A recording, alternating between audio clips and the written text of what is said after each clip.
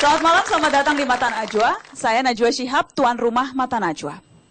Usai pemilu presiden dan wakil presiden, kegaduhan politik terjadi di parlemen. Koalisi Merah Putih menabalkan dirinya mengusung RUU perubahan bentuk pilkada. Muncullah polemik di tengah kita. Pilkada langsung atau tidak langsung menjadi tanda tanya. Pengusung mencampakkan pilkada langsung katanya boros dan menghasilkan ratusan kepala daerah masuk penjara. Petisi publik menilai itu kemunduran demokrasi. Kepala daerah akan berakhir jadi sapi perah partai dan politisi. Apa yang ideal telah bercampur dengan emosi. Efek perseteruan politik pilpres yang menghasilkan blok koalisi. Inilah Mata Najwa. Demokrasi galau.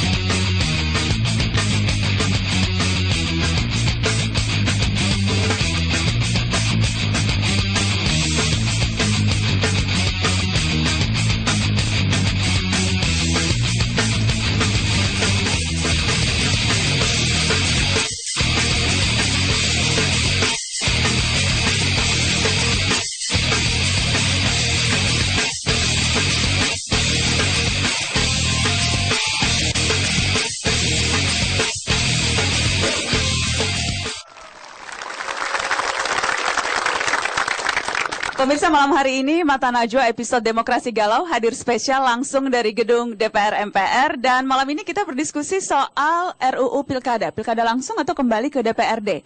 Telah hadir bersama saya di gedung DPR MPR. Saya perkenalkan yang pertama adalah Syamsur Rahim, Bupati Solok, Sumatera Barat. Selamat malam Pak Syamsur. Assalamualaikum, selamat malam. Waalaikumsalam warahmatullahi wabarakatuh. Dan juga hadir Ahmad Yani, anggota fraksi P3, politikus P3. Selamat malam Pak Yani. Selamat malam, assalamualaikum warahmatullahi wabarakatuh. Waalaikumsalam warahmatullahi wabarakatuh. Supaya jelas dari awal, saya akan menunjukkan sikapnya dulu. Supaya kita tidak ada yang malu-malu malam hari ini. Pak Bupati, Anda jelas mendukung pilkada langsung? Benar. Dan yang di sebelah kanan saya ini, Pak Ahmad Yani, Anda jelas mendukung pilkada kembali ke DPRD. Ya. Jadi tidak ada lagi dusta di antara kita, sudah jelas sikapnya. Kita bisa langsung membahas soal pro kontranya. Saya mau ke Pak Bupati dulu. Anda 4 kali ikut pemilihan.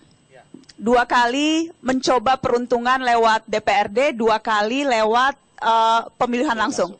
Jadi sudah sangat berpengalaman. Bagaimana pengalaman Anda? Apa yang Anda alami 4 kali itu? Mana yang lebih baik? Terima kasih.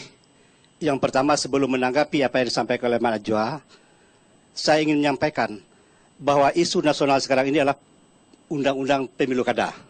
Semua orang berbicara, mulai dari elit di tingkat pusat sampai kepada tukang gerobak di bawah membicarakan masalah pemilu kada. Termasuk di Solok, Sumatera Barat? Termasuk di Solok, Sumatera Barat. Persoalannya sekarang apakah kita mengikuti ajaran agama kita? Agama kita, Islam maupun yang lain mengajarkan, jangan engkau menyampaikan sesuatu yang kau sendiri tidak mengalaminya. Banyak orang yang berbicara, tetapi mereka tidak mengalaminya. Maka saya selaku Bupati hari ini, sudah mengalami 4 kali pemilu kada. 2 kali melalui pemilihan anggota DPRD, dan 2 kali langsung dipilih oleh rakyat. Pengalaman yang pertama yang saya lakukan adalah, ketika tahun 2000, saya mencalonkan diri menjadi wali kota. Berhadapan dengan sekian kandidat. Ketika itu yang memilih adalah anggota DPRD Kota Solok, Sumatera Barat, kota kecil. Tahun 2000 itu? Tahun 2000. Jumlah anggota dewannya hanya 20 orang. Kemudian semua kami ada 6 pasang yang mencalonkan diri. Berupaya untuk menggait massa melalui kegiatan dukungan-dukungan. Maka lahirlah ketika itu organisasi yang juga begitu banyak. Lahirlah orang yang menciptakan, membuat stempel begitu banyak untuk mempresur partai politik supaya mau mencalonkan kita. Oke, Anda waktu itu dicalonkan oleh partai? Dicalonkan oleh partai. Nah, kemudian ada 6 pasang. Kemudian kalau kita hitung-hitung, dari 20 anggota dewan itu sudah menjadi 70. Katanya saya berpasangan dengan si A, saya dapat 13. Sudah direkrut. Malah sampai bersumpah-sumpah malah. Malah ada anggota dewan itu yang mengatakan, kalau memang Bapak mau maju, tertulis di dada saya. Belahlah dada saya, tertulis nama Syamsur Rahim katanya. Saking berusaha meyakinkan? Saking berusaha meyakinkan. Jadi Anda dijanjikan akan dapat 13 suara? 13 suara. Ternyata setelah dilaksanakan pemilihan hari H itu, yang dapat hanya 3. yang dapatnya 3. Kemana yang mau belah dada tadi yang 10 lagi? Ternyata itulah fenomenanya. Itulah fenomenanya. Padahal Anda sudah dimintai uang, sudah keluar uang belum ini? Mungkin ini yang menjadi persoalan. Ada transaksi yang bersifat finansial yang tidak bisa saya penuhi dan tidak sesuai dengan hati nurani saya. Dimintai berapa Pak Bupati waktu itu? Relatif lah kalau persoalan uang itu. Relatif itu berapa Pak? Ya, ada yang minta 50, ada yang minta 100 umpamanya, tetapi tidak dipenuhi satupun. Juta, 50 juta, 100 juta. Ya. Dengan janji kalau diberikan suara akan dikasih. Suara akan dikasihkan. Tetapi saya yakin sendiri bahwa gaji seorang bupati wali kota sampai hari ini hanya 6 juta. Belum direvisi oleh DPR RI. Oke. 6 juta per bulan. Kalau 60 bulan menjadi wali kota, menjadi bupati, berarti hanya 360 juta pendapatan asli yang bisa diterima oleh seorang bupati wali kota. Dengan apa kita membayar oknum anggota dewan yang meminta sebanyak itu? Jadi pertama Anda mencoba, boleh tepuk tangan untuk Pak Bupati. Belak-belakan malam hari ini. Pak Ahmad Yani sudah mulai deg-degan tampaknya. Sebentar Pak, saya mau dengar curhatan dulu Pak Bupati. Jadi ketika pertama Anda bertarung di DPRD, Anda kalah? Kalah. Anda kalah. Kemudian pertarungan kedua lewat mana? Pertarungan kedua adalah di kota kecil yang namanya Sawalunto. Juga 20 anggota dewannya. Saya pimpinan partai mempunyai anggota dewan 8 orang. Berarti saya ada 40%. Kemudian sudah bekerja sama berkoalisi. Termasuk dengan partai Pak Ahmad Yani. Pak Ahmad Yani. Ketika itu Pak Hamzahas yang menjadi ketuanya. Sudah ada tekan kontrak bahwa dia akan berkoalisi dengan saya termasuk fraksi satu lagi. Ternyata apa yang terjadi? Diminta juga uang. Tetapi saya tidak mampu. Minta juga uang. Diminta berapa Pak? Akhirnya apa? Saya tertarik ingin tahu jumlah uangnya nih. Diminta berapa ketika itu? Karena kan kita hitung-hitungannya biar jelas saja malam ini. Jadi kalau biaya pilkada langsung atau tidak langsung lebih mahal mana uangnya? Ya lebih kurang 200 juta lah ketika itu. 200 juta? Ya. Untuk satu anggota dewan? Untuk satu anggota dewan. Tetapi bukan yang bersangkutan langsung, tapi melalui yang perantaranya. Lobby-lobby begitu ya? Ketika H-1 saya kontak mereka, sinyal sudah habis semua. Sinyal sudah habis semua. Tidak ada lagi yang bisa dihubungi yang 4 orang itu ketika H-1. Besok mau pemilihan hari Senin, hari Minggu tidak lagi bisa dihubungi. Kenapa kira-kira? Karena sudah dapat bagian dari calon yang lain? Mungkin. Kita tidak bisa menuduh, tapi kira-kira demikianlah. Baik. Pak, jadi ke DPRD Anda menang atau kalah tuh? Kalah juga. Kalah juga? Kalah juga. Oke. Ya. Ini jadi kapan menangnya nih? Ketika pemilihan kemudian, langsung? Tahun 2005, saya maju lagi di kota Solo melawan incumbent yang mengalahkan saya. Saya tidak orang kota Solo, tidak pernah bertugas di sana, tetapi rakyat yang memilih. Saya dapat suara mayoritas mengalahkan incumbent. Dan Anda keluar biaya berapa itu? Boleh dikatakan tidak ada. Kalau dikatakan uangnya paling-paling 200 juta, tapi banyak partisipasi dari masyarakat. Mereka menginginkan figur yang betul-betul menurut pemandangan mereka, inilah yang paling mampu. Inilah yang lebih mampu dibandingkan dengan kalau money politik. Dan sekarang Anda menjadi Bupati Solok sampai 2015, itu juga pemilu kada langsung pastinya? Ya. Dan Anda? Jadi tahun 2010, saya juga maju menjadi Bupati di Kabupaten Solok, yang Pak Gamawan Fauzi 2 kali periode di sana. Saya juga melawan incumbent. Saya tidak pernah bertugas di sana, tidak kenal dengan orang di sana. Tetapi ketika saya menjadi wali kota Solok, masyarakat melihat bagaimana kiprah saya menjadi wali kota Solok. Alhamdulillah, saya menang mayoritas mengalahkan incumbent. Oke. Dengan biaya kurang lebih juga 200 juta begitu ya? Tidak banyak. Ada istri saya minjam uangnya 50 juta, 100 juta. Oh, itu dipinjam. Istri Pak Bupati? Ya. Oh, dipinjami uang untuk maju ya Bu? Ya. Rela ya Bu 100 juta asal tidak masuk ke kantong anggota DPRD ya? Oke. Baik. Pak Bupati, jadi intinya Anda mau bilang, Anda dari pengalaman Anda jauh lebih murah, jauh lebih enak dalam tanda kutip untuk dipilih langsung oleh rakyat? Ya, saya sebenarnya lahir daripada partai yang berkoalisi Merah Putih sekarang. Tetapi ketika mengambil kebijakan yang insidental semacam ini, saya juga tidak setuju demi negara kesatuan Republik Indonesia. Oke. Baik. Saya harus kasih kesempatan ke politikus P3 yang sudah senyum-senyum dari tadi, yang juga sedang memikirkan bagaimana nasib partainya. Pak Ahmad Yani, ini pengalaman dari orang yang menjadi objek penderita 4 kali pengalaman langsung. Anda kurang teriyakini? Saya kira kan satu orang kan tidak bisa mensampaikan secara keseluruhan. Yang kedua adalah saya ingin koreksi juga yang dikutip beliau dari pertama itu adalah ada juga ayat Quran itu surat Al-Isra ayat 36. Surat Al-Isra ayat 36 itu mengartikan bahwa janganlah kamu mengikuti sesuatu yang kamu tidak punya pengetahuan tentang sesuatu itu. pengetahuan tentang sesuatu itu bisa dia alami, bisa dia ketahui, tidak harus dengan melakukan hal-hal yang langsung seperti itu. Oke, jadi penafsiran ayat dari P3 berbeda ini. Enggak, ayatnya jelas, ayatnya nggak mungkin berbeda, tapi seperti penafsirannya itu. yang berbeda, saya bilang. Seolah-olah beliau kan harus mengetahui itu harus mengalami sendiri. Oke. Kan? Jadi Anda mau katakan bahwa Anda kalaupun tidak pernah maju, Anda tahu sedikit lah soal ini? Saya kira tahu tahu banyak? Ya. Oke. Saya ingin tidak bicara masalah yang sebagaimana dikemukakan. Saya ingin bicara yang lebih substansial lagi persoalan-persoalan ini. Oke. Nah, kalau kita bicara masalah substansial ini kan tentunya kita bicara tentang konteks kebangsaan kita ini. Sila keempat dari Pancasila kita itu adalah kerakyatan yang dipimpin oleh hikmat kebijaksanaan dalam permusyawaratan dan perwakilan. Apa artinya? Demokrasi yang dipilih oleh bangsa kita adalah demokrasi perwakilan. Oke. Itu yang pertama. Yang kedua adalah... Pak Ahmad, ini saya sudah harus disuruh break, tapi saya janji setelah break akan kembali ke Anda. Oke. Setelah break, setelah pariwara, tetaplah di Mata Najwa. Kami akan kembali setelah pariwara berikut ini.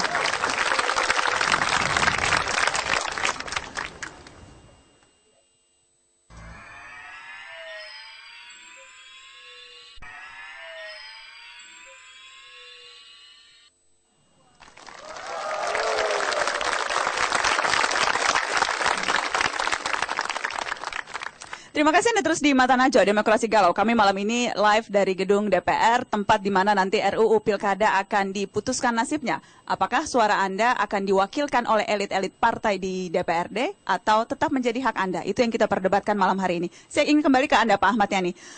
Tadi Anda mengatakan bahwa ini tidak melanggar konstitusi dan sebagainya, tetapi khusus menanggapi apa yang dikatakan Pak Bupati tadi. Ya, saya kira kalau menyangkut masalah biaya, kan sudah dilakukan juga kajian yang cukup mendalam. Kementerian Dalam Negeri juga bersama-sama dengan Mahkamah Konstitusi pada waktu itu KPU dan Bawaslu menghasilkan buku bahwa biaya yang diakibatkan pemilu kada langsung ini cukup besar. Jauh lebih besar, itu ada bukunya dan itu merupakan kajian. Satu. Yang kedua adalah disertasi. Kita kan harus bicara fakta ilmiah.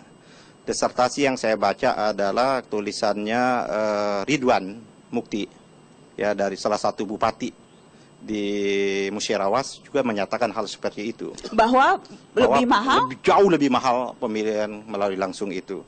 Yang ketiga adalah disertasi, kalau tidak salah disertasinya Pak Gamawan Fauzi juga kali. Pak Gamawan itu dokter, jadi kalau tidak salah saya ada lagi disertasi seperti itu.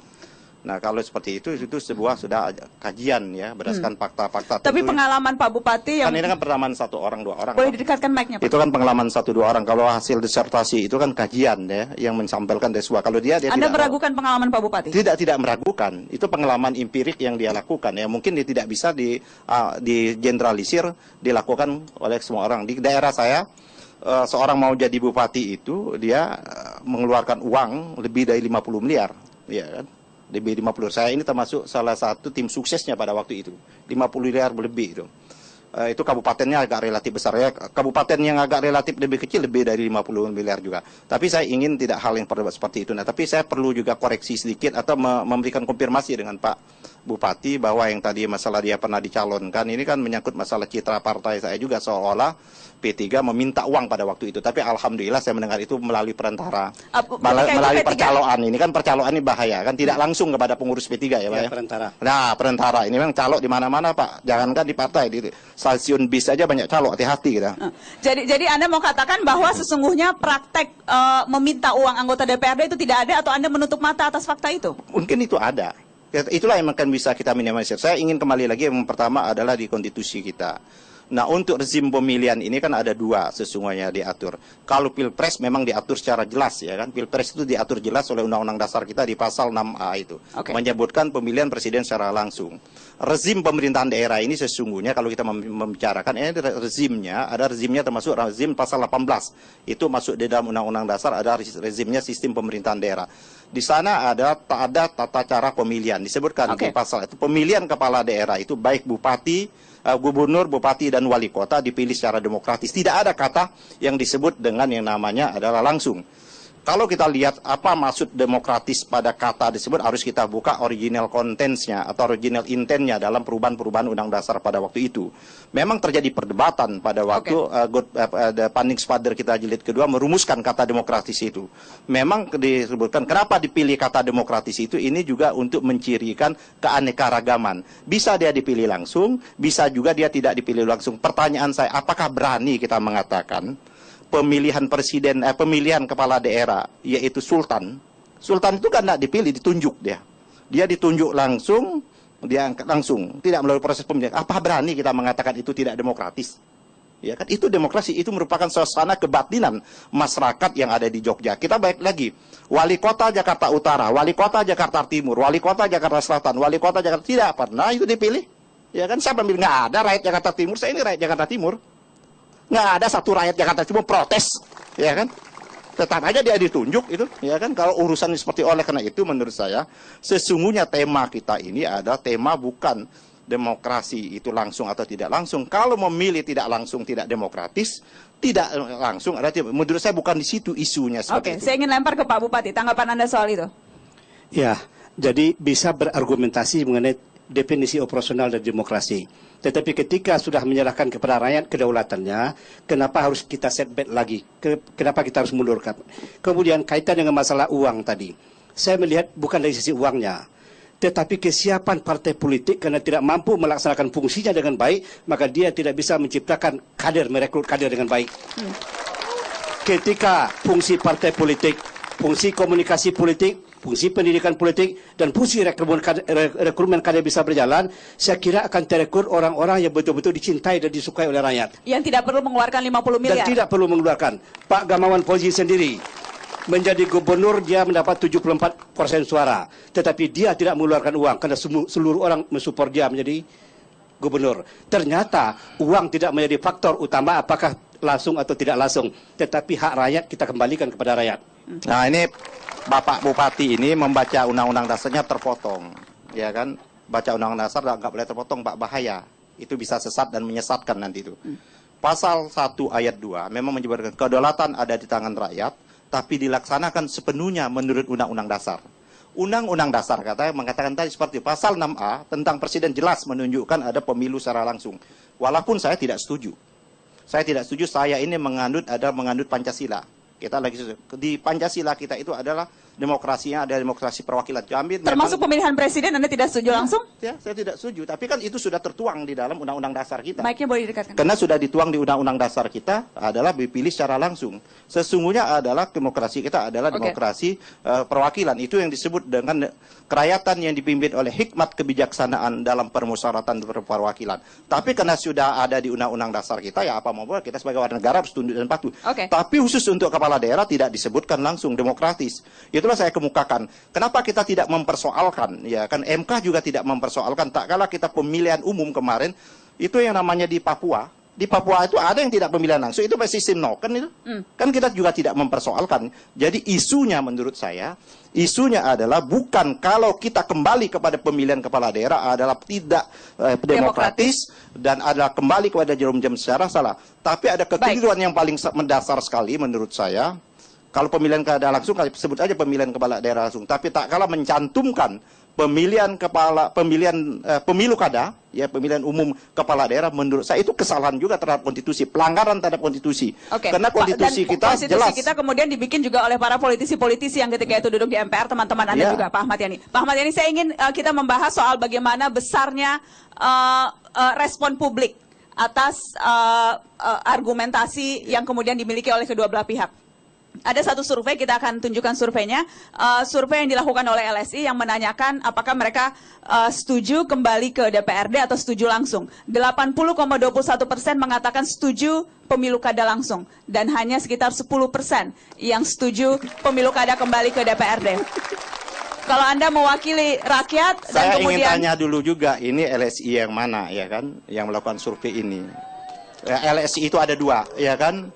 LSI yang Anda pertama, meragukan kredibilitas pembuat survei. Dia juga mengatakan dulu pada waktu sebelum pemilu itu, mereka mengatakan mati semua partai-partai Islam ini, ya kan? P3 itu tidak lolos parliamentary threshold. Jadi Anda tidak percaya terus rakyat... yang namanya juga Baik, Pak Ahmad Yani, Anda tidak percaya rakyat setuju? Bukan rakyat, survei yang menyatakan 80% itu saya tahu itu LSI. Jadi ini hanya karang-karangan saja menurut Anda? Lembaga survei yang menyatakan ini juga yang menyatakan salah satu kandidat pada waktu ini surveinya menaik terus. Ini yang melakukan ini kandidat ini menyatakan. Selain survei ada juga petisi online Ya, yang sampai puluhan ribu, 50.000 petisi online meminta agar pemilu kada langsung. Ya 50.000, rakyat Indonesia kan 200 juta. Jadi lagi-lagi bukan ukuran. Ya bukan ukuran. Demo-demo, suara-suara warga dan sebagainya. Kalau itu... demo, kita agak susah mengklasifikasikan demo sekarang ini apa original demo atau tidak seperti itu. Ya kan? Bisa cek aja demo itu apa betul original atau tidak. Atau tanyakan yang mau mereka demo. Demo itu mereka paham atau tidak apa yang mereka akan demo. Ya kami nggak paham, kami diajak demo, kami dikasih uang. Jadi ini. Anda tidak percaya dengan suara-suara yang menolak? Anda ini mendengarkan suara siapa jadi Pak Ahmad saya ini? Saya percaya ada yang menolak. Ya saya percaya ada yang menolak, ada yang menerima. Tapi yang tidak boleh klaim itu, kalau yang mengatakan pemilihan kepala daerah itu melalui perwakilan adalah anti demokrasi, itu yang saya tentang.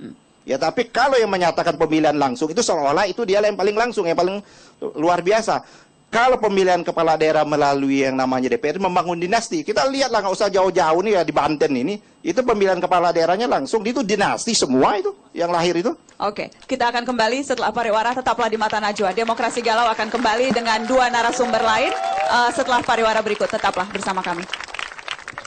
Dari tadi hantem partai-partai terus nih, itu yang di Banten maksudnya hantem Golkar ya kan?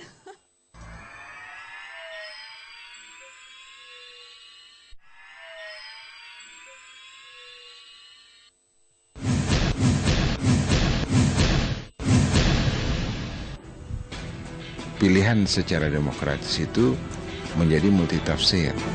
Nah, siapa yang bisa menafsirkan itu adalah kekuasaan, yaitu mereka yang berkuasa.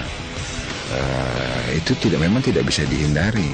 Sekarang kan berkembang dampak negatifnya itu, misalnya memecahkan kehidupan masyarakat, suami istri berpisah, birokrasi terpecah. Ini merupakan pertaruhan bagi DPR, mau menjadi DPR yang kredibel, yang dipercaya rakyat, dengan cara mengambil keputusan sesuai harapan rakyat Indonesia, atau mengambil keputusan tidak memperhatikan aspirasi yang berkembang di rakyat Indonesia. Mayoritas sekali rakyat Indonesia itu menghendaki pilkada langsung. Keinginan untuk menghadirkan pemilihan kepala daerah itu adalah untuk kita cari reformasi menjerat korupsi. Yang terjadi justru yang terlibat dengan korupsi berpuluh kali lipat lebih banyak daripada yang baik-baik itu. Dan saya yakin bahwa kalaupun ada yang mundur, masih jauh lebih banyak lagi yang akan tetap bersama dengan partai politik. Pemilihan pilkada langsung itu memang menjadi aspirasi dari seluruh rakyat Indonesia. Itu yang paling pokok dan paling kunci. Sekaligus itu sebenarnya yang membedakan antara era reformasi ini dengan era Orde Baru. Demokrasi itu di mana-mana pasti lebih high cost. Di mana-mana yang namanya demokrasi. Nah, proses efisiensi anggaran itu bisa dilakukan dengan banyak cara. Misalnya, ambil contoh misalnya kalau pilkada langsung dianggap boros, itu ada ide mengenai electronic voting.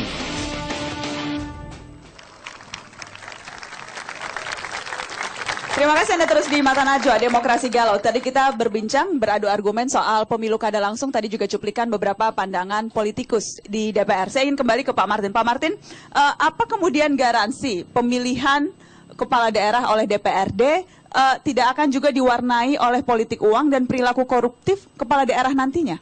Memang kalau sekiranya disetujui oleh DPR dengan pemilihan tidak langsung, harus disertai dengan aturan-aturan memperbaiki, jangan sampai seperti masa yang lalu. Kalau dikritik masa yang lalu ada juga praktek itu, kita harus perbaiki ke depan. Tetapi harus diingat, demokrasi itu bukan tujuan kita untuk bernegara. Tujuan kita adalah kesejahteraan rakyat. Demokrasi cara kita memilih pemimpin untuk mengantar kita kepada kesejahteraan rakyat. Kalau ternyata akibat demokrasi yang selama ini kita praktekkan, bahwa kita melihat banyaknya korban daripada demokrasi itu, kita harus berani untuk mengkoreksi. Sebab tujuan kita itu kesejahteraan rakyat, itu yang penting pada kita. Siapa yang Anda maksud menjadi korban dari pemilu kada langsung, Pak? Ya, rakyat itu menjadi korban, banyak rakyat jadi korban. Misalnya saya katakan, para pegawai-pegawai negeri, pada saat terjadi pemilihan langsung itu ada blok-bloknya. Pada saat satu kelompok tidak mendukung yang menang, maka pada saat menang dia itu akan pindahkan non-job banyak orang pegawai-pegawai. Kemudian juga terjadi banyak transaksi, sehingga kalau orang menjadi pegawai negeri yang baik, dia bekerja jujur, dia berprestasi, tidak ada jaminan dia akan mendapat kenaikan pangkat jabatan Intinya tanpa Anda, transaksi. Pak Martin, intinya Anda itu mau bilang di banyak tempat, memecah walaupun- belah birokrasi. Ya, Oke, di saya banyak ingin- tempat, walaupun tidak di semua tempat ya. Tapi itu adalah ekses yang harus kita lihat sebagai realitas. Argumen Anda itu ekses negatif dari pilkada langsung? Ekses, kalau dikatakan ekses ada sebagian benar. Tapi satu hal yang saya tidak yakin bahwa seolah-olah ini kan merendahkan value masyarakat yang sekarang ini melakukan pilkada langsung seolah-olah high cost. Tidak ada jaminan bahwa pilkada lewat DPRD pun juga tidak high cost. Kalau soal korupsi, kalau kita lihat sekarang kasus-kasus korupsi, banyak pejabat-pejabat publik yang tidak dipilih bahkan diangkat, itu pun korupsinya lebih besar. Lebih besar.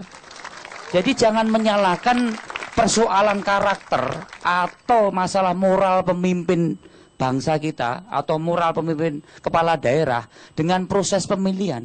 Dan tidak ada jaminan sekali lagi kalau pilkada lewat DPRD itu tidak kos yang tinggi atau kos yang murah. Oke. Karena biaya jadi ada anggota DPRD sekarang juga tidak murah kan gitu. Kalau itu kemudian dikalkulasi di dalam proses pilkada, saya keluar sekian, maka waktu saya milih seorang kepala daerah, saya harus nutup dong kos untuk menjadi DPRD. Ini kan sama saja memindahkan, kalau argumentasi Pak Martin benar, antara yang ditransaksikan tadi dengan biaya-biaya yang dilakukan dengan kampanye langsung, dengan dipindahkan ke DPRD. Bahkan mereka bisa menyandra, tidak hanya dalam proses pilkada. Selama 10 tahun ini, karena ada keterkaitan antara kepala daerah dan DPRD, dia akan menyandra di berbagai kebijakan untuk semakin korup anggota DPRD. Oke. Nah, Ini yang saya maksud. Bentar dulu Pak. Justru dalam reformasi itu kesetaraan.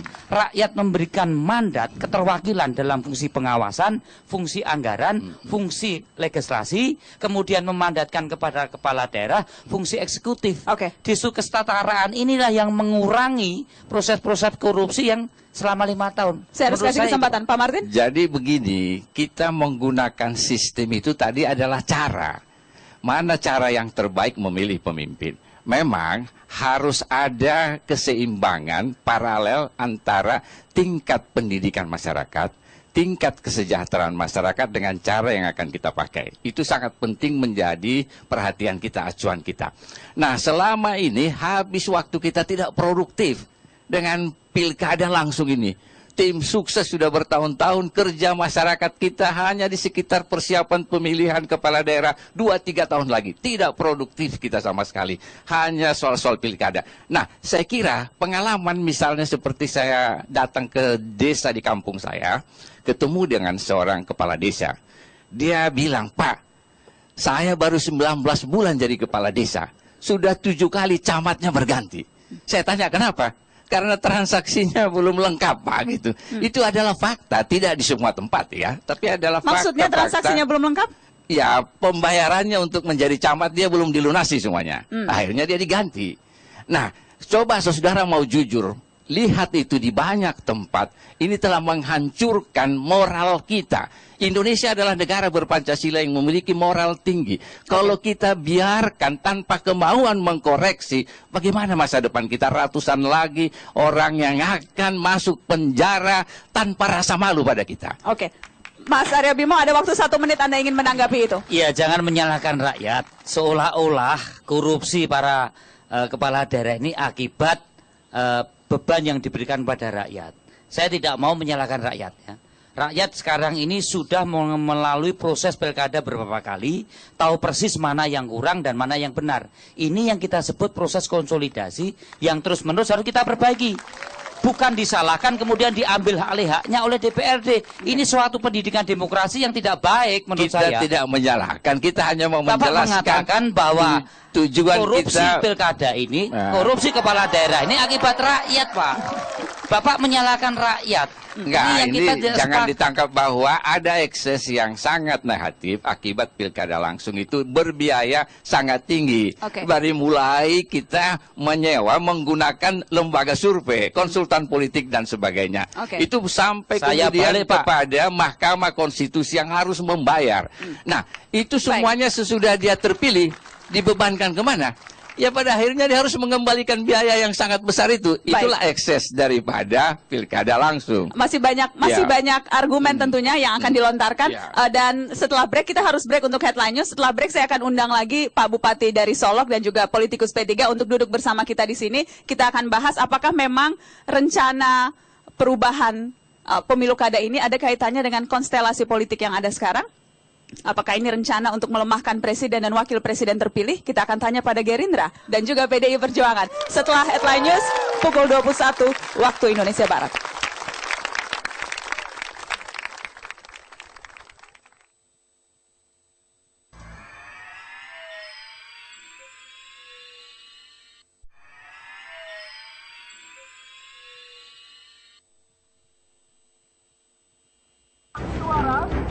Dan kita mau mendukung pemilihan secara langsung, mendukung kita bersama-sama. Saya hanya menghabiskan uang kira-kira mungkin 500 juta, itu pun udah makan segala macam ya. Adik saya pakai partai politik yang dibayar lebih mahal jatuhnya. Jadi bukan alasan uang, ini kan cuma cari-cari, bukan bicara substansi. Kalau hari ini mau kita ukur, rakyat itu tambah sejahtera nggak dengan adanya pemilu kada? Kalau memang enggak, emang dulu iya. Substansinya apa? Jangan ada pejabat yang korup sebetulnya. Ketika kemudian dulu di DPRD, kemudian sekarang diberikan ke langsung, sekarang mau ditarik lagi, implikasinya itu gede. Ya, daulat rakyat sendiri tadi disampaikan, akses untuk dia bisa menentukan kebijakan publik itu sekarang hanya tinggal pilkada rakyat. Nanti akan ada lembaga negara harus dibuang. Memang KPU sama Bawaslu buat apa bisa? Kalau sudah ada. Pemilihan langsung seperti saya kan ini kos murah karena rakyat yang mau. Nah, pemilihan kedua saya tidur di rumah saja karena rakyat merasakan sentuhan kita. Saya kemarin itu diusung oleh partai hanya 12 kursi dari 50. Jadi kalau pakai voting partai kan pasti kalah. Tapi dengan meyakinkan warga sana sini kan menang 45%. Jadi produk demokrasi langsung ini yang menyentuh pada warga, bagi saya itulah hakiki demokrasi yang sebenarnya. Justru ini main politik dan rakyat dicuekin. Dia hanya kepala daerah itu menservis DPRD aja.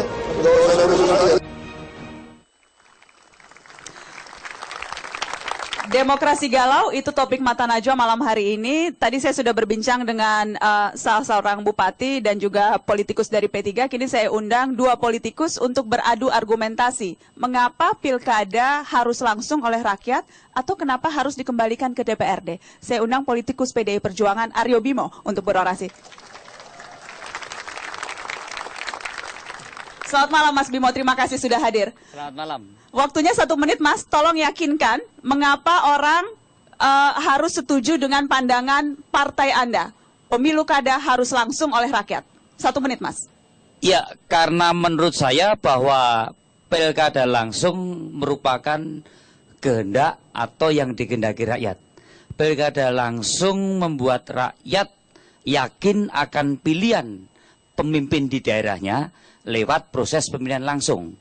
Dan mengapa saya tidak setuju ada pemilihan lewat DPRD? Karena memang tugas DPRD yang dimandatkan lewat pemilu pilkada yang diatur oleh Undang-Undang Susduk bukan tugas daripada DPRD untuk memilih kepala daerah. Tugas DPRD adalah tugas legislasi, tugas anggaran, dan tugas pengawasan kepada pemerintah. Dan itu yang dikampanyekan di dalam pemilu legislatif kemarin di tingkat DPRD Kabupaten Kota dan di DPRD Provinsi. Kalau sekarang kemudian kita membuat aturan memberi hak legislatif DPRD Kabupaten dan Provinsi untuk memilih kepala daerah, ini adalah sesuatu penyerobotan perampasan hak rakyat yang tidak diberikan mandat kepada DPRD. Saya kira itu. Terima kasih Mas Bimo, silakan duduk di samping saya. Itu tadi argumentasi dari politikus PDI Perjuangan Aryo Bimo. Apa argumentasi bagi partai atau fraksi yang mendukung pemilu kada kembali ke DPRD? Mari kita berikan sambutan Martin Huta Barat, politikus Gerindra.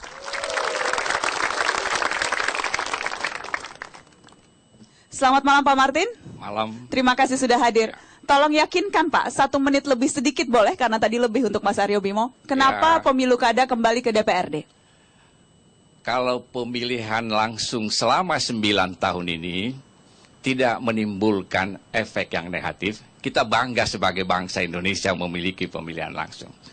Tapi hasil pengkajian daripada Kementerian Dalam Negeri, selama 9 tahun, 332 gubernur, bupati, wali kota seluruh Indonesia terlibat kasus korupsi dan masuk penjara. Bangsa apa kita ini? Kalau di Jepang itu sudah ribuan orang harakiri, bunuh diri, malu melihat pejabatnya seperti itu. Kita bangsa Indonesia, kita tepuk tangan. Nah, saya sudah berkali-kali mengunjungi lembaga pemasyarakatan sebagai anggota DPR Komisi 3. Ketemu dengan banyak kawan-kawan mantan gubernur, bupati. Mereka bilang, Bung Martin, jangan teruskan sistem seperti itu. Berapa ratus lagi orang yang akan masuk penjara. Kami adalah korbannya. Nah, saya kira seharusnya tadi ada bupati-bupati, mantan bupati seperti itu yang diundang, bisa menjelaskan apa akibat kerugian daripada sistem pemilihan langsung. Ini kan tadi hanya Bupati Solok saja. Boleh tepuk tangan Pak Martin, terima kasih. Silakan bergabung bersama kami di sini. Agak susah mengundang yang di penjara, Pak Martin. Jadi saya hanya bisa undang yang tidak di penjara. Kalau argumentasinya seperti itu, 322 betul Pak? 322 kepala daerah tersangkut korupsi. Mas Aryo Bimo? Itu adalah sesuatu persoalan yang berbeda antara persoalan korupsi dengan persoalan proses pemilihan kepala daerah. Memang substansi demokrasi adalah mensejahterakan rakyat, di mana yang rakyat sejahtera itu adalah bagaimana kebijakan-kebijakan kepala daerah ini lebih berorientasi pada kepentingan publik daripada kepentingan-kepentingan yang bersifat orientasi pribadi. Tapi persoalan korupsi ini kemudian way out-nya atau jalan keluarnya adalah bagaimana memotong mata rantai proses pemilihan langsung yang kemudian diambil alih oleh kewenangan itu ke DPR. Itu bukan suatu hal yang solutif. Tapi siapa yang menjamin bahwa pemilihan kepala daerah lewat DPRD itu tidak berdampak pada korupsi? Ini persoalan moral bangsa, ini persoalan karakter seseorang. Jadi tidak, bukan menyalahkan Anda rakyat. tidak melihat itu efek dari tadi biaya politik yang mahal, kemudian harus mengeluarkan, harus balik modal sehingga korupsi? Bukankah itu kemudian argumennya, Pak Martin? Ya, karena pengamatan kita adalah sangat besar biayanya untuk menjadi calon kepala daerah dalam pilkada langsung. Dia sudah mulai menyewa lembaga-lembaga survei, konsultan politik. Kemudian dia juga sudah harus membayar perahu. Kemudian adalah membentuk tim sukses bertahun-tahun dan kerjanya... Sorry, saya klarifikasi, membayar perahu itu membayar partai politik? Ya, nah kemudian juga adalah dia membuat kampanye dan berusaha untuk menang dalam putaran pertama. Andai kata dia menang pada putaran pertama dengan biaya yang besar, ada lagi putaran kedua. Itu juga biayanya juga luar biasa besarnya. Menang dalam putaran kedua, belum tentu dia yakin. Dia harus cari lagi orang-orang seperti Akil Mukhtar. Mahkamah Konstitusi harus dibayar lagi. Itu berpuluh miliar lagi. Akhirnya apa yang katakan Yani tadi adalah bisa untuk pemilihan bupati saja berpuluh miliar, bahkan beratus miliar. Dan lahirlah koruptor-koruptor itu. Saya ingin lempar ke Pak Aryo Bimo. Ya. Lahirlah koruptor-koruptor itu. Saya tidak sepakat bahwa korupsi akibat alasan-alasan yang dikeluarkan kepala daerah dalam melakukan kampanye atau proses pilkada demikian tinggi. Bahwa biaya tinggi pun bisa lewat pemilihan DPR. Siapa menjamin bahwa DPR juga tidak melakukan hal yang transaksional? Ini persoalannya adalah bagaimana fungsi pengawasan, fungsi kesadaran rakyat di dalam memaknai hak yang diperoleh untuk menentukan jalannya pemerintahan lewat pilkada itu semakin hari muncul proses kesadaran. Saya tidak menyangkal 100% bahwa biaya awal muamalnya tinggi. Bahwa kemudian ada kepala-kepala daerah yang akhirnya membuat keputusan-keputusan politik yang dikehendaki rakyat dengan kos yang sangat rendah dan mereka akhirnya menjadi kepala daerah yang dengan biaya yang cukup murah dan rendah pun banyak. Dan ini by proses. Ya, by proses awalnya memang demikian, tapi saya yakin rakyat pun mengalami suatu proses peningkatan kualitas di dalam memakai demokrasi dengan semakin mengecilnya biaya pemilihan langsung. Itu baru satu argumentasi soal biaya tinggi. Masih ada argumen-argumen yang lainnya, nanti kita bahas setelah pariwara. Tetaplah di Mata Najwa. Demokrasi Galau kembali sesaat lagi.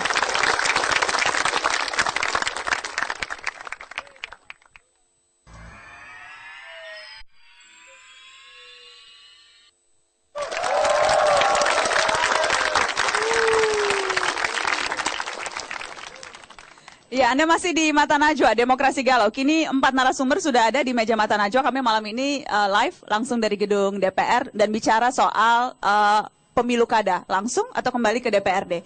Tadi kita berhenti di soal argumentasi substansi soal ini. Tapi saya ingin melihat dari konstelasi politik. Mas Aryo Bimo, apakah Anda melihat, saya pernah membaca, Anda mengatakan ini hanya manuver politik saja karena kalah kemarin Koalisi Merah Putih melawan Jokowi JK, jadi kemudian mengambil manuver ini. Apa penjelasan Anda soal statement itu? Iya, sebenarnya kan kita tidak perlu harus berdebat yang substantif, ya.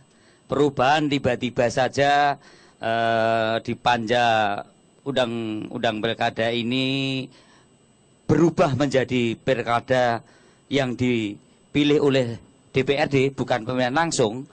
Ini hanya merupakan suatu akibat. Menurut para pengamat, ini adalah akibat dari kekalahan Koalisi Merah Putih. Menurut pengamat atau Anda juga percaya itu? Nah, kalau saya tidak pernah mengatakan Pak Prabowo ini kalah, ya. Pak Prabowo ini nomor 2 lah, ya. Oke. Karena saya melihat kalau kalah menang itu menjadi hal yang head to head. Tapi saya percaya Pak Prabowo cukup memberikan sumbangan besar terhadap konsolidasi demokrasi Indonesia dengan proses Pilpres kemarin. Dari saya melihat. Tetapi apa langsung tutupan, Mas? Nah, kemudian kalau menurut saya adalah ini hal yang mencederai dari kebesaran Pak Prabowo dan Pak Hatta yang kemudian dikapitalisasi oleh kawan-kawan di Koalisi Merah Putih yang merubah substansi pilkada yang selama ini langsung dirubah menjadi pilkada lewat DPRD. Sementara Undang-Undang MD3 itu mengamanatkan kepada pemilu legislatif mempunyai tugas fungsi dalam hal legislasi, anggaran, dan pengawasan. Tidak ada mandat rakyat yang diberikan kepada DPRD maupun tingkat kabupaten dan tingkat provinsi untuk memilih kepala daerah. Itu tidak ada. Jadi menurut saya kalau kita sekarang membuat undang-undang pilkada yang dipilih oleh DPRD, itu ada sesuatu yang tidak punya dasar hukum. Itu adalah penyerobotan, maka nuansanya saya lebih politis. Ini bukan nuansa sok ingin mewujudkan demokrasi yang lebih mensejahterakan, ingin akan mewujudkan bagaimana pilkada itu supaya lebih murah, tidak berdampak pada keinginan seorang kepala daerah itu untuk tidak korupsi. Bukan itu. Intinya bagaimana Koalisi Merah Putih nanti berkoalisi di pemilu kepala daerah di tingkat provinsi dan kabupaten untuk memenangkan. Saya kira itu aja. Bagaimana? Nggak usah terlalu cerdas maksud saya dalam bicara masalah ini gitu. Jadi ini hanya upaya untuk mendominasi kekuasaan saja. Jadi bukan atas kehendak rakyat, hanya karena ingin berkuasa di daerah, Pak Martin? Saya kira itu sangat keliru. Pembahasan undang-undang ini sudah hampir 3 tahun. Dan ini usul pemerintah setelah melakukan pengkajian yang mendalam, pemerintah cenderung kepada pemilihan tidak langsung. DPR tidak pernah satu kata, tidak pernah bulat, ada yang setuju, ada yang tidak. Ada variasi bermacam-macam. Nah sekarang sesudah dibahas ini hampir 3 tahun, harus diputuskan pada akhir masa sidang. Nah pada saat akhir masa sidang harus diputuskan, terlalu banyak dipandang dari segi politik koalisi A dan koalisi B. Lupa kepada inti daripada maksud undang-undang itu. Pak Martin, seharusnya kita harus lihat undang-undang itu mana yang lebih bermanfaat bagi kepentingan rakyat untuk mencapai cita-cita kita. Seharusnya itu kurang. Saya kira kalau Prabowo menang dan Pak Hatta menang, tidak ada yang namanya usaha untuk merubah pilkada ini dari langsung ke DPR. Ini hanya karena faktor kekalahan Pak Prabowo Hatta. Kalau Pak Prabowo Hatta menang, tidak ada nuansa keinginan merubah proses pilkada ini dari langsung ke DPR. Singkat Pak Yani sebelum kita break. Dia bicara terus Mas Arya, kan nggak mungkin kita bicara dua-dua, kasihan yang ada yang mendengar kan. Oke, singkat sebelum saya break Pak Yani. Menurut kami kalau P3 itu sejak tahun 2012 bersamaan dengan yang namanya Kementerian Dalam Negeri, Mahkamah Konstitusi dan KPU kita juga melakukan kajian. Oke. Tentunya kajian kita ini berdasarkan namanya stakeholder umat. Kami mendengar apa yang dihasilkan oleh Muhammadiyah, kami mendengar apa rekomendasi yang dikeluarkan oleh Nahdlatul Ulama. Apa? Kami mendengar apa yang dikomunikasikan MUI. Intinya bahwa menurut pandangan para ulama dan sebagainya itu lebih banyak mudaratnya pemilu langsung itu. Nah, oleh karena itu, karena kami partai kami berbasiskan pada umat seperti itu ya, kami 2012 sudah menyatakan moratorium terhadap pemilihan langsung itu. Nanti kita akan tunjukkan ada grafis bagaimana pandangan fraksi-fraksi di DPR sebelum dan sesudah Pilpres. Nanti saya ingin tunjukkan dan juga saya minta komentar semuanya setelah pariwara. Tetaplah di Mata Najwa.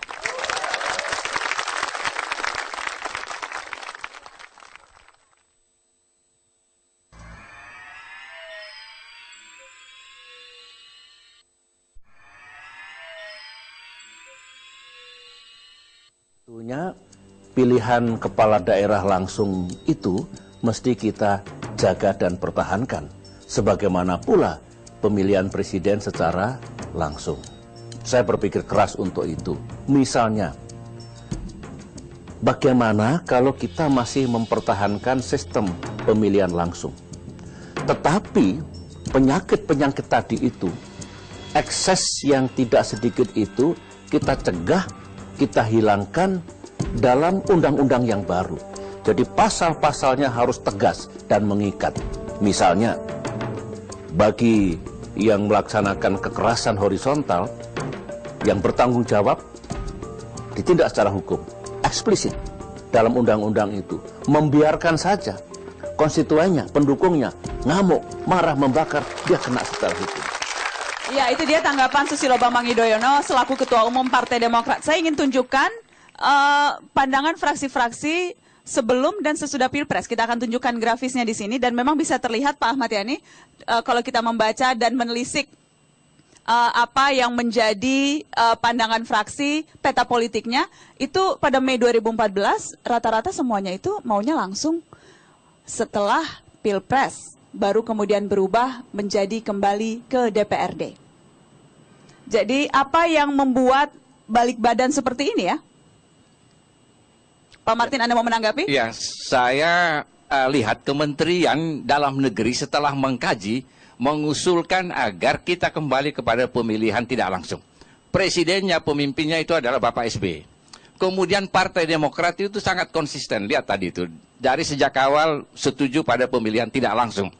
Ketua umumnya juga adalah Bapak SBY. Pemilihan langsung tadi, Pak? Tidak, pemilihan tidak langsung. Itu Demokrat tadi, sama-sama dengan P3.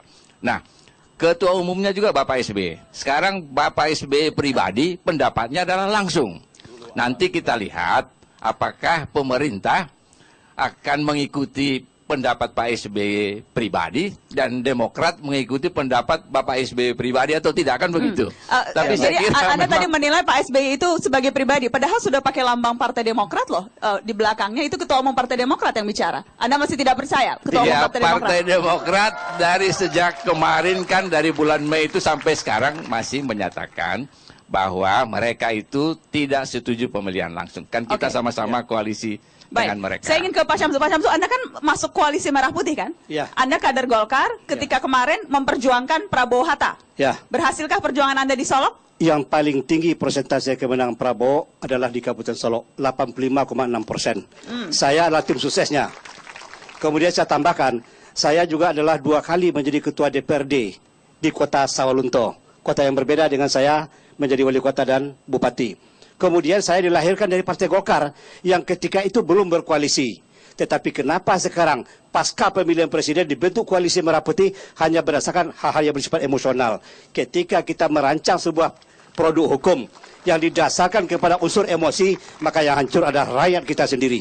Rakyat kita sendiri. Kenapa Anda menilai ini unsur emosional? Tadi argumentasinya ilmiah semua. Iya, itu kan apa? Berargumentasi boleh. Tetapi saya selaku pelaku langsung di lapangan melihat konstelasi politik di tingkat nasional kurang memperhatikan kepedulian terhadap aspirasi rakyat. Yang kita butuhkan sekarang adalah bagaimana regulasi yang dibuat itu betul-betul jangan mundur. Kalau hari yang masa lalu sama dengan hari ini, kita termasuk orang yang merugi. Kita sudah maju dalam berdemokrasi. Kenapa harus kita mundurkan kembali menjadi pemilihan anggota dewan? Pemilihan langsung atau tidak pemilihan langsung itu bagian dari demokrasi. Tidak ada kata mundur seperti itu. Tadi implikasinya cukup banyak juga, bahwa konflik di bawah akibat pemilu langsung itu cukup banyak, saya kira. Papua terjadi bakar-membakar, di tempat saya juga terjadi seperti itu. Tapi intinya, menurut saya itu adalah pilihan. Saya ingin Anda menanggapi soal yang emosional tadi, Pak Ahmad Saya Yani. kira tidak. Kita dari sejak awal, ya kan, kalau P3 itu, kenapa P3? P3 ada mendengar betul, kalaupun mendengar betul suara hasil munas, atau hasil ini dari rapat alim ulama yang dilakukan oleh Nahdlatul Ulama. Saya ada catatan pada bulan tahun 2012 tanggal 13.06. Ini catatan saya jelas. Fraksi P3 setuju pemilihan langsung tuh? Coba kita lihat nanti fraksi. Saya ada catatan di sini. Enggak, kita lihat pandangan fraksi. Kita nggak bisa lihat itu dari pandangan-pandangan yang termuat dari apa yang di media. Kita akan lihat di pandangan fraksi. Saya adalah pimpinan fraksi. Karena kita dari Jadi sejak ini bukan awal, balik badan karena kalah pilpres? Tidak ada. Kami dari sejak tahun 2012 melalui Harapim Kernas kami di Medan, kami menyatakan P3 untuk menyatakan moratorium. Kenapa itu? Karena kami sudah bertemu dengan Nahdlatul Ulama, kami sudah melihat juga dari MUI. Pertanyaan, apakah Nahdlatul Ulama tidak punya pengikut umat? Dia representasi juga mayoritas organisasi terbesar. Jadi saya tambahkan, seperti itu. Kalau hanya karena persoalan korupsi, masuk penjara dijadikan alasan untuk membuat regulasi kembali ke belakang, tetapi itu tidak rasional dan objektif. Persoalannya sekarang adalah seluruh pejabat yang dilantik, diambil sumpah, dia berdasarkan pemahaman agama masing-masing. Tetapi yang rusak adalah mental dan moral. Bagaimana Pak Jokowi nanti? Baik, kita harus break, nanti kita lanjutkan setelah pariwara. Akan ada kesempatan saya bertanya kepada audiens yang ada di sini setelah pariwara. Tetap di Mata Najwa.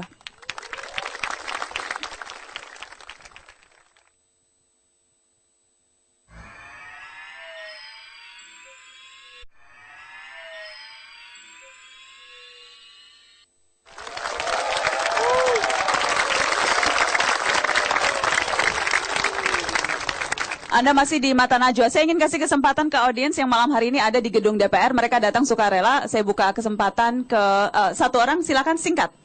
Nama saya Roger Trianto Meles dari Universitas 17 Agustus. Anda setuju apa tidak pilkada langsung? Saya menyetujui DPR. DPRD. Alasan? Karena kalau bicara pemilihan langsung, kita bicara tentang bukan kuantitas tapi kualitas tapi kuantitas. Nah, kalau ada seandainya bobot prestasi minoritas, tetapi kalau pemilihan secara langsung, berarti kan secara tidak langsung menghilangkan bobot-bobot prestasi kaum minoritas. Tapi punya kontribusi buat negara. Kalau pemilihan langsung kan bicara siapa banyak, siapa yang raja di sini.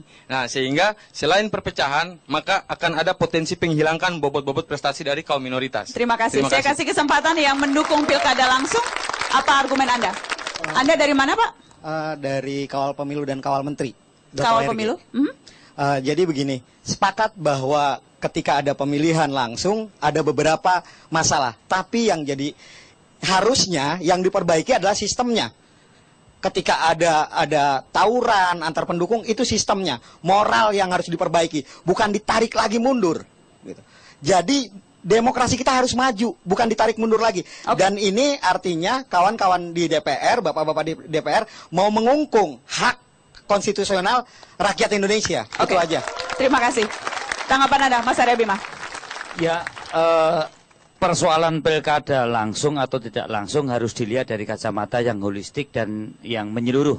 Bahwa ini bukan persoalan Jokowi, Yusuf Kala atau Prabowo dan Hatta atau koalisi merah putih atau koalisi rakyat. Ini persoalan bangsa yang bagaimana kita harus secara jernih membangun proses demokrasi ini yang terus menerus kita perbaiki. Saya tidak menafikan adanya kekurangan-kekurangan di dalam pilkada langsung, tapi bukan berarti kemudian dianulir, hak rakyat diambil, dikembalikan ke DPR. Mari kita bersama-sama antara rakyat, antara DPRD sekarang, antara bupati sekarang saling memperbaiki. Kalau kita balikkan ke proses pilkada lewat pemilu DPR, satu, tidak punya hak. DPR sekarang ini, DPRD sekarang ini tidak punya hak untuk melakukan pemilihan langsung. Karena janji rakyat, dia hanya diberi hak untuk melakukan fungsi legislasi, anggaran, dan pengawasan. Saya kira itu. Pak Martin. Nah, saya kira ini kan perdebatan ini adalah memberi pencerahan pada kita. Jangan kita ikuti kepada kompetisi partai-partai. tapi kita lihat mana yang lebih banyak manfaatnya bagi rakyat. Itu kepentingan kita, mana yang lebih mensejahterakan rakyat. Nah, kalau saya lihat, apapun nanti keputusan DPR menetapkan langsung atau tidak langsung, kita harus taat pada putusan DPR. Kalau masih kurang, masuklah nanti ke Mahkamah Konstitusi. Tapi yang jelas DPR ataupun partai-partai baik koalisi Merah Putih maupun koalisi Bu Megawati semuanya berpikiran bagaimana mensejahterakan rakyat. Oke. Cuma caranya jadi tidak ada karena kompetisi atau kurang legowo, bukan karena itu alasannya ya, Pak? Bukan. Ini mana yang Jamin itu, Pak, tidak menguntungkan ada pada konstelasi? kepentingan rakyat. Misalnya seperti saudara Jokowi Ahok, ada juga wali kota Bandung, itu diusung oleh Gerindra tanpa uang 1 sen pun. Jadi jangan terus mencurigai partai ini kalau kembali kepada pilkada tidak langsung seolah-olah semua jahat. Tidak. Ada kecenderungan partai ini mau memperbaiki bangsa ini. Betulkah itu? Betul. Jokowi Ahok. Saya kasih kesempatan Pak, karena kalau kita bicara partai rasanya sulit untuk menarik nafas lega ya bicara partai. Saya kira dua hal betul yang harus sekaligus memperbaiki. Sistem kepartaian kita juga betul. Sistem kepartaian kita harus kita perbaiki dari hari ke hari, harus diperbaiki. Saya setuju. Karena sistem rekrutmen kepartaian itu betul. Dari hari ke hari ya kita. Tapi juga tidak boleh dengan seperti itu kita menghujat seolah-olah kalau dari partai itu semuanya busuk, semua itu juga tidak boleh. Nah, oleh karena itu ini ada pilihan. Ini kan adalah pilihan-pilihan politik. Memilih melalui DPRD, melalui langsung, saya kira semuanya ada baik dan ada mudorotnya. Ini tinggal pilihan. Kalau nanti DPRD yang tidak boleh itu memaksakan kehendak, itu yang tidak boleh. Kalau tidak memilih secara langsung, rakyat akan membakar. Ya rakyat mana yang membakar? Itu juga provokasi itu. Negara kita ada negara konstitusi. Ini sudah mulai memprovokasi. Saya ingin mengatakan. Baik, siapa yang Anda bilang memprovokasi? Ya itu yang memulai itu. Tangkap saja sama polisi. Itu yang mengatakan kalau DPRD memutuskan tangkap orang seperti itu. Saya sudah harus closing kesempatan ke Anda, Pak Bupati. Yang memprovokasi bukan para bupati kan? Dari tadi sudah dikatakan, fungsi DPD adalah fungsi legislasi, fungsi budget dan fungsi pengawasan. Tidak ada fungsi eksekutor. Kalau dia memilih berarti dia eksekutor. Maka jangan ditambahkan fungsi DPRD sementara fungsi yang ada tidak dijalankan dengan baik, ditambah lagi dengan selaku eksekutor. Waktunya sudah habis. Waktunya sudah habis, Pak Martin. Tentang pilkada. Sudah habis ya. Waktunya sudah habis. Daerah kalau ditetapkan oleh DPR, mari kita berlanjut. dipilih oleh DPRD, mari kita berlanjut di gedung sebelah, di gedung belakang. Bagaimana Mata Najwa sudah harus berakhir. Bagaimana Pak SBY mengakhiri masa jabatannya, tinggalkan yang terbaik untuk rakyat Indonesia. Kita akan tunggu. Terima kasih banyak sudah hadir di Mata Najwa malam hari ini. Terima kasih banyak teman-teman sudah hadir. Mari kita berikan tepuk tangan untuk semua yang ada di sini. Selamat malam.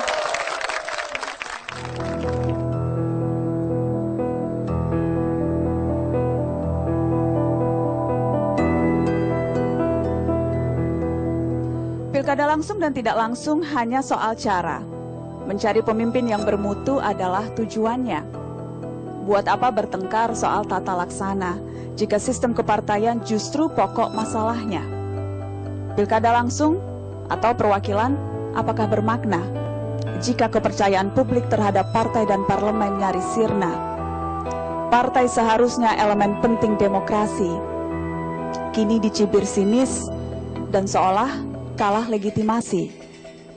Partai memang ramai dan gaduh beraksi, tapi sebenarnya miskin partisipasi. Partai hanya aktif menjelang waktu pemilu tiba. Warga diajak terlibat hanya 5 tahun sekali saja. Alih-alih mewujudkan partisipasi, partai dikendalikan oleh segelintir orang menjadi rumah oligarki.